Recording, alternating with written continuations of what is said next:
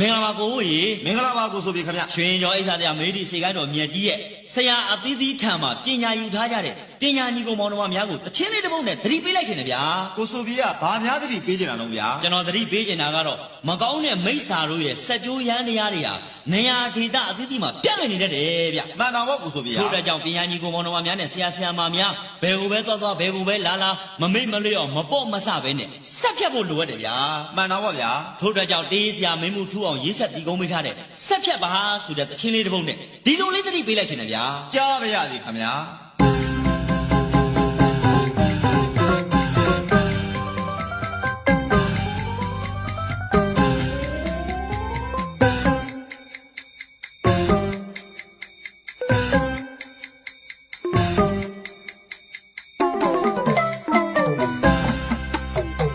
ပေကိုသွားဘာကိုလုံးဆက်ဖြတ်ဖို့မြဲစင်မမေ့နဲ့ပေနေရရောက်ဘာကိုဆာပညာကိုလုံးဝမမေ့ပါနဲ့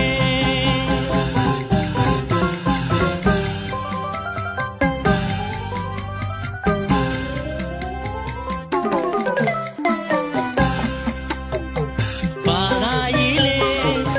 ယုံကြည်စိတ်နဲ့ဦးချရေးဆက်ဖြတ်လိုက်ွယ်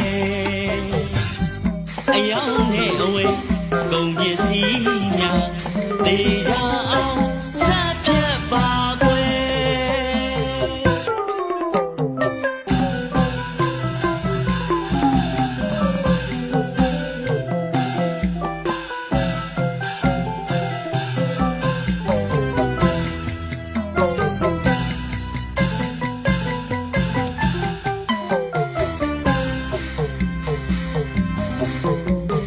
တောင်စင်မြေ